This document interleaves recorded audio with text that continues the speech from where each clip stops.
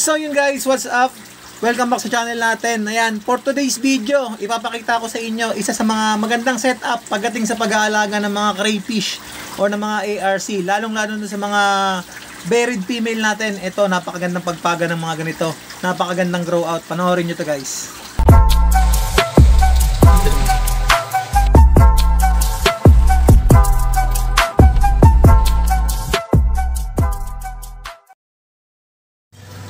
So yun guys, ito yung sinasabi ko sa inyo na pag may mga ganito kayong mga halaman, ang tawag dito water lettuce.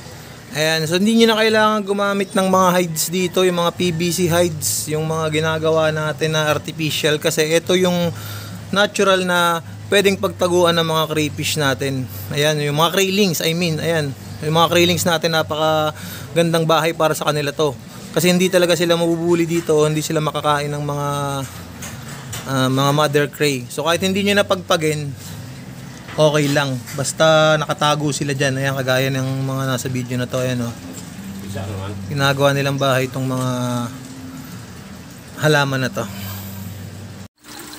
So yan, oh, guys, nakikita nyo naman sa video natin. Ayan, nasa ugat sila. So nag-ahon lang kasi ako ng mga ilang piraso ng water lettuce dito. So kung makikita nyo guys, ayan, oh, dito rin sa isa, ayan.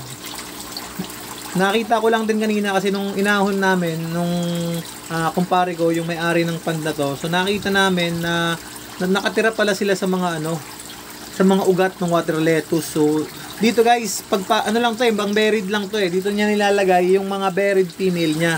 So lahat ng may itlog, separated pa rin niya, pero separated pond lang. Kasi dalawa tong pond niya rito. So, ang mga hides lang dito ay para sa mga buried lang, yung malalaki na. Kasi syempre, mga breeder na ang nilalagay niya rito. Ayan, kung makapansin nyo yan, kaya konting-kunti lang yung hides dito. Bihira kayo makakita dito ng mga pang buried na, or pang craylings na PVC.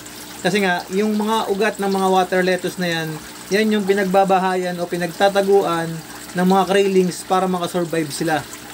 Ayan, nakita nyo may mga maliliit ng craylings tayo dyan guys. Ayan. So disclaimer lang po, hindi akin itong pond na to.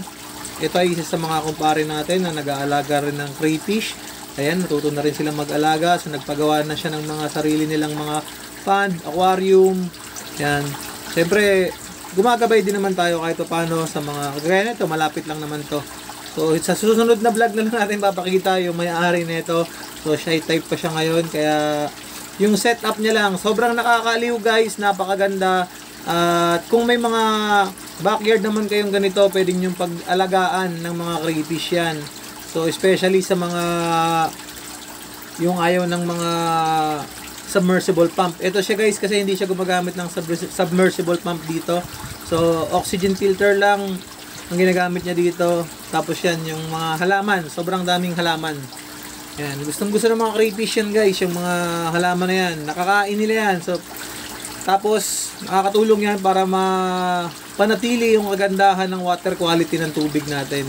Kahit gaano pa kadumi, kahit kulay kanal pa yung tubig nyo guys, kapag nilagyan nyo ng napakaraming halaman o ganyan yung water lettuce, sigurado lilinaw yung tubig nyo. So 100% yan. Talaga ito proven na namin dito, proven and tested na yan. Ayan, nangingitlog na lang yung mga crayfish dito sa pond niya. Hinahayaan niya lang yan, wala nang galawan. Pero syempre, kung gusto nyo mas mapanatili na o mabawasan yung mga mortality ng mga craylings nyo, so mas maganda pa rin yung ibang method na ginagawa natin. Pero kung ayaw nyo naman ng hassle, less hassle, gusto nyo lang mag-alaga, yan, pwede nyong gayahin lang yung ganitong setup. Bili lang kayo ng breeder, lagyan nyo ng halaman, pabayaan nyo na, silipin nyo after 1 year. Tingnan natin kung gaano kadami yung makikita natin mga crayfish dyan. Ayun. So yan guys, nakita ko lang, kaya gusto kong may share sa inyo. Hindi puro aquarium sinishare natin, yung mga pad na isi-share din natin. Kaya ayun, napakagandang tips na ito guys sa mga, lalo sa mga tamad. Ito, pang tamad na setup. Yan. Pero syempre, kung hindi nyo talaga checkin din yung may mga itlog or yung may mga malalaki na yung craylings at kailangan nyo rin mag-sorting, ay hindi rin naman uubra. Hindi naman talaga literal na tamad. Ibig kong sabihin lang sa salitang tamad ay less hassle lang talaga. Kagaya nito. Yan. May idea na kayo guys. Nakita nyo, nag-sorting siya kahit paano. Nilalagay niya dun sa malaking pond. Yung mga mas malalaki na Kasi may mga krillings dito at saka mga buried dito. So para hindi na magbulihan yung mga yan. Ayan, so sana nakatulong itong setup na to guys sa inyo. Talagang kung gusto nyo gayahin, pwede naman. Ayan, napakaganda. Halos aerator lang ang gamit. Tapos puro water lettuce lang. Ayan, so gandang setup niyan guys. At ayun, syempre kung bago ka lang sa channel natin, yan syempre, paki-subscribe niyo na po yung channel natin. And i-click niyo na rin yung notification bell para na-update ko kayo tuwing gagawa ako ng mga videos katulad nito. Ayan. So ito po yung isa sa mga krillings na nandito. Ayan, hinuli ko. Para makita nyo lang na ginagawa niyang grow out to. At syempre sa mga gustong mag-order pa rin ng mga breeder dyan, ito kagaya nito guys. Kung gusto niyo mag-order ng mga breeders natin ng mga ARC, ayan, sa PM nyo lang po ako, nandiyan naman yung number natin, Facebook page natin, Hiner Aguirre Sorera. Ayan, yung number natin guys, pwede po yan, personal number ko po yan, and Viber na rin natin. Kaya kung gusto nyo pong mag-order ng mga ganito at mag-try ng crayfish farming, gusto nyo pong mag-alaga, mag-PM lang po kayo. Lagi naman po tayo may stocks ng ganito. Yan, pwede po tayo pick up or pwede rin po tayo via Lalamove or shipping po tayo kung malalayo. Bus terminal or carpool po. Yan, nagpapadala po tayo. Kaya, yan guys, kung gusto niyo talaga matry nito, PM lang kayo. Napakasarap mag-alaga nito. Napakadali lang.